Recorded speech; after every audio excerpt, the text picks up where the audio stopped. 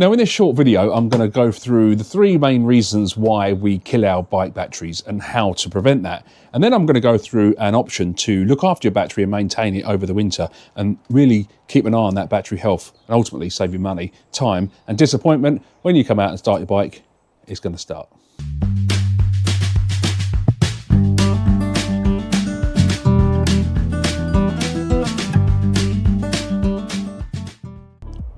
Now I'm going to go through 3 main common mistakes that we all make. I'm very guilty of them myself, and I've made those mistakes in the past. And it's mistakes that kill batteries on bikes, and really we don't want that. And I'm also going to show you a bit of equipment that can stop this, and it can look after the health of your battery over the winter and stop you spending money on a new battery and disappointment ultimately when you come out to ride the bike and it doesn't start.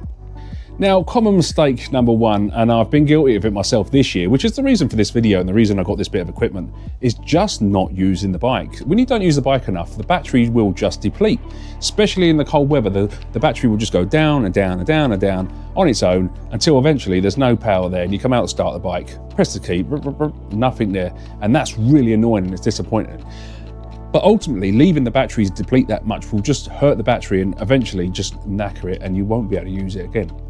Now, common mistake number 2 is once that battery's flat and there's nothing left in it, you'll give it a jump start with some jump leads. Whether you're taking it from another battery, another bike, another car, you're taking that battery from 0% and trying to put 100% in it straight away. You're giving it such a shock boost of power that ultimately that's going to really harm the battery and it doesn't do it any good at all. And again, you do that too many times, you're just going to break the battery and you're going to be buying a new one. A common mistake number 3 is a bad charger. That's right, you really need to understand what a charger does and how it does it. Now, you could go into any shop and buy a battery charger, pop it on your bike and it will put power in there. But what it will do, and it's a charger like this, and I use this charger if I've got my car batteries flat or the bike batteries gone down and I need to charge it quickly, but I need to keep an eye on it because these chargers don't have an off switch. They will just keep pumping power and power and power. Your battery will be like, I've had enough, I don't want any more, but it will keep pushing and pushing power, which again is going to really damage your battery. So what you do need is an intelligent charger, a charger that understands how your battery is performing, and when it's full, it needs to know when to turn it off, and when it starts to drop, it needs to know when to keep it topped up. I.e. you can leave it plugged in all the time and the intelligent charger will just look after your battery and you won't have to worry about it. So what I'm going to do, I'm going to go through this Oxford Optimizer 1250. It's a new trickle charger that I've picked up and it's an intelligent charger. So again, I don't have to worry about it. I can just plug it in the winter and just leave it on and I don't have to worry whatsoever. So let's get this thing unboxed, see what's in there, and then I'll explain how it works and yeah, how to put it on the bike. So let's have a look at what's inside the box and then we'll get it connected to the bike. So in the box we've got the main unit itself, which is going to hang up on the bike. Now although this doesn't have a bracket to fix it to the bike, it does have a hook so you can hang it up on your grab rail or anywhere really on your handlebar just to keep it up off the floor. So that's the main unit, and obviously it's got a plug on the end. And then we've got in the box the leads that connect to the battery from the charger itself. Now the first lead we've got here is what they call an SAE lead. Now this is what I'm going to choose to put on my bike permanently. So these 2 connectors here will go onto the battery, and then on the other end there's the SAE connector, which then connects to the other side of the charger. And then when I want to plug the bike in, I just simply connect them like that. That plugs into the mains. Very simple. So that will stay on my bike permanently. Or if you don't want to put this on permanently onto your bike, there are crocodile clips that come with the kit itself, and it's just a simple case of you got a red one and you got a black one.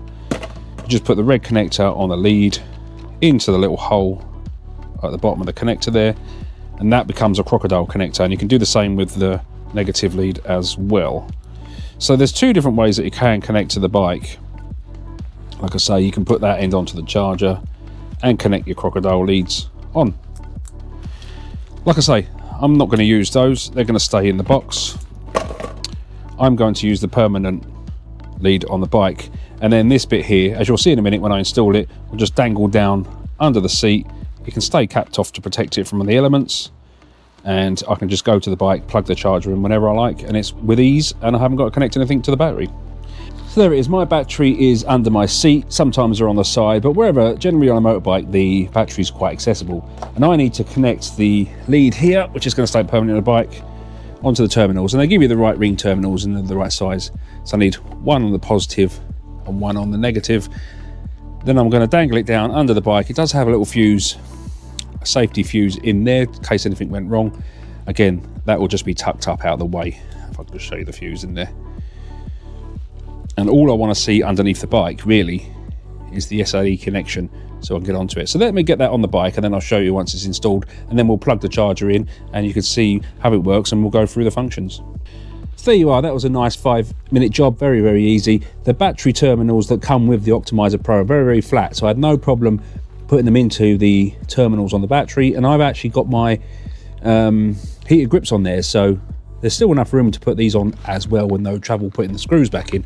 And it's really worth noting that every bike is different, and there may be a process to taking the battery off or disconnecting your leads. So I would suggest that you look at your owner's manual and just check there's no process of shutting the bike down, i.e. taking the power off, because every bike is different. On this, it wasn't much of a problem. And then I've just got the wires tucked down there. I've got a little fuse spur tucked in there where it can stay nice and dry. And then I've undone the plastic and just run the cable underneath.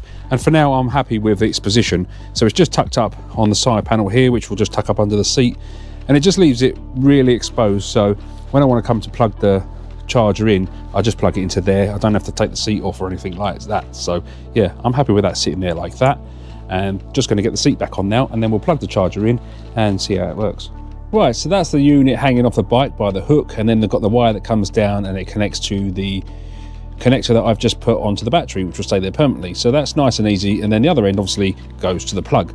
Now before I plug it in, there's a few functions that we have to go through, and there's a few capabilities of this charger which I'll go through. Now it is compatible with wet MF batteries 6 to 12 volt, an AGM battery 6 to 12 volt, which I've got on this bike, gel batteries 6 to 12 volt, and Life Pro for 12 volts. So it's got a wide range of capabilities depending on what battery you've got. So to turn the unit on, I'm going to plug it in to my trusty extension lead here, and that's the unit powered up. But before we can switch it on and let it do its thing, we have to put it into the right mode. So there's 3 buttons on the front of the unit here, mode, and that's going to just change, or take it off the bike, that's just going to change the unit between the type of battery you've got. And like it says, I've got wet MF, AGM, gel battery, Life Pro PO4, but it's worth consulting again your manual or looking at your battery. Google it if you have to and work out what battery you've got, because it's very important that you put it into the right mode so it can look after the battery in the correct fashion. So I know my battery is an AGM battery, so I'm just going to press mode until it goes across to AGM. I'm not sure if that's coming up on the camera, but at the top it's just moved across to AGM. I then choose between 6 and 12 volt. I know that my bike is a 12 volt, so I'm just going to hit that 6 or 12 volt button. Again, it's just on the right hand side there. I'm not sure if the camera's picking it up. It's just dropped down to 12 volt. So I know that I've got an AGM battery, 12 volt, and all I've got to do is quite simply press start. And that's it. It's showing me all the functions of the battery. It's going to tell me the condition of the battery and everything else. So I know my battery's now at 13 volts, so it's in pretty good condition, but I have been using the bike. Had it been lower, it would have obviously shown that on the screen. So let's hang that back up a minute. And I'll tell you another really, really cool function of this charger being an intelligent trickle charger. Now, if you've got a battery that's depleted itself time and time again, what you'll get is a sulfur build-up inside the battery, depending on what battery you've got. But you'll get a sulfur build-up in the battery, and that will build up over time, and that was what will stop the battery from working properly. Like when you get a mobile phone, when you first get it, the battery's really, really good and it shucks out loads of power, lasts for ages, but then over time the battery starts to get worse and worse and worse before you're charging it every 4 hours. Very much the same as a motorcycle battery. It just gets worse over time with sulfur build-up. But what these intelligent chargers do, and these have got the ability to regenerate your battery basically. They have got the ability to clean. It mixes up all the fluids in there, gets rid of the sulfur while it's doing its charging, and it will do that so we can make your battery from knackered to pretty decent, to be fair. And they say once it's done its regeneration, the battery can last 3 times longer than it would do if you wasn't using an intelligent charger. So that was my little video on battery operation and how we kill batteries and how we look after them with a smart charger like this, the Oxford Pro 1250. I'm going to keep this on all over winter now because I want to look after my battery. I'm very, very lucky to have this shed to keep my bike in, so I haven't got to worry about the elements keeping this outside. But I will note that this is IP65 rated, so as long as you can plug it in safely, that can stay outside and it can be left into the elements and that won't harm the charger whatsoever. So if you're outside, your bike's out there, not a problem. So it's worth going over to Oxford and having a look at that. Now, I'm not endorsed by Oxford. I bought this with my own money. They endorse me in no way, shape or form.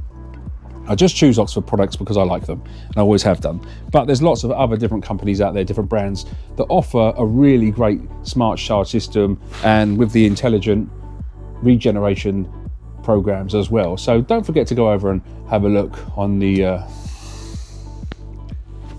So it's worth going online and just having a look and see what you can get for your money. This Oxford charger was about £60 when I got it, which I think is a bargain really, because that's going to last me years. If I was to buy a new battery every year, that's going to cost me £80 a time. So it's a no-brainer really. So I hope you've enjoyed this little video and it's helped you make an informed decision on how you're going to look after your battery over the winter, and I will see you in the next one. Cheers.